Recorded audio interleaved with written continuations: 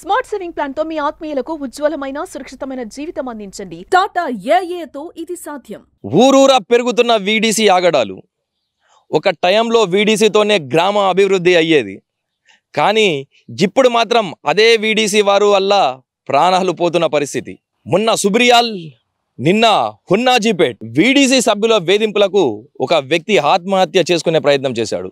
వివరాల్లోకి వెళ్తే హున్నాజీపేట్ గ్రామంలో వీడీసీ సభ్యుల వేధింపులతో ఒక వ్యక్తి ఆత్మహత్యాయత్నం చేశాడు. హున్నాజీపేట్ గ్రామానికి చెందిన బనావత్ బన్నాజీ అనే వ్యక్తి వీడీసీ సభ్యుల వేధింపులతో తీవ్ర మనస్తాపానికి గురై ఆత్మహత్యాయత్నానికి పాల్పడ్డాడు. బన్నాజీ తన సొంత భూమిపై ఒక కమర్షియల్ భవనాన్ని నిర్మించి అద్దెకు ఇవ్వాలనే ఉద్దేశంతో ఉన్నారు.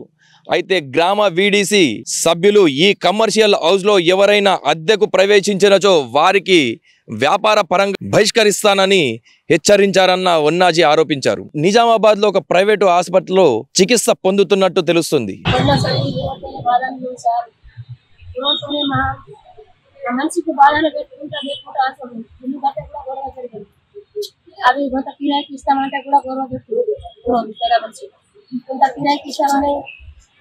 పండుగ నడుకోత ఓపెన్ చేస్తే వచ్చి మొత్తం సామాన్ తీసుకొని ఇంకొకటి నాయనేమో తాపం తోటి మంది కాదు మా మంది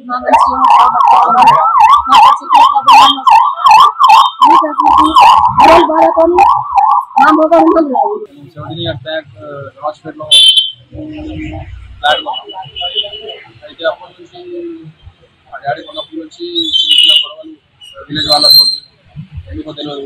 నేను సెంటర్లో కొన్నామని కావచ్చు గొడవ పడుతూనే ఉన్నారు. అప్పటి నుంచి 2008లో కొన్నాం, 17 years బ్యాక్.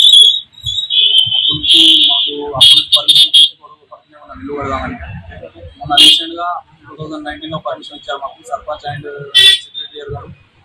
ఇస్తే అప్పుడు మేము ఇల్లు స్టార్ట్ చేస్తే మధ్యలో వచ్చి మళ్ళీ వీడీసీ కమిటీ వాళ్ళు దాన్ని ఆపివేయడం జరిగింది. అట్లనే ఇప్పుడు 2019 నుంచి 2025 వరకు మెల్లమెల్ల కట్టుకుంటూ వస్తున్నాం. గొడవలతో కాంప్రమైజ్ అవుతూ అక్కడ కట్టుకొని వస్తుంటే నా దసరా రోజు ఓపెన్ చేద్దామని ప్లాన్ చేసుకుంటే ఓపెన్ చేసి తర్వాత మాది కమర్షియల్ బిల్డింగ్ వేరే వాళ్ళకి రెంట్ ఇద్దాం అనుకున్నాం. రెంట్ ఇస్తే వాళ్ళని బెదిరించి రెంట్ వచ్చే వాళ్ళని వాళ్ళ బిజినెస్ ఇక్కడ నడవకుండా చేస్తామని బెదిరించి అక్కడి నుంచి తీసివేయడం జరిగింది. ఎందుకు ఈ రూల్స్ మాకు ఎస్టీ అనియా లేదంటే మా తర్వాత కట్టుకున్న ఇల్లులు ఉన్నాయి, ఇంకా మాతో పాటు కట్టుకున్న ఇల్లులు ఉన్నాయి, వాళ్ళకు లేని రూల్స్ వీడీసీ వాళ్ళు కొత్తగా రూల్స్ పెట్టి వాళ్ళకి ఏం హక్కు ఉంది అని ప్రశ్నిస్తున్నాను. అది కట్టుకోలేక 10 years నుంచి గొడవలు అవుతున్నాయి. మా డాడీ మెంటల్ హెల్త్ కొద్దిగా డిస్టర్బ్ అయ్యి నా సూసైడ్ అటెంప్ట్ చేసుకొని చావు బతుకులో ఉన్నాడు ఇక్కడ హాస్పిటల్లో. 3 days నుంచి మాకు ఫుడ్ లేదు, ఏం లేదు, ఎవరు పట్టించుకోవడం లేదు. దయచేసి మీరు పట్టించుకోవాలని న్యాయం చేయాలని కోరుకుంటున్నాను.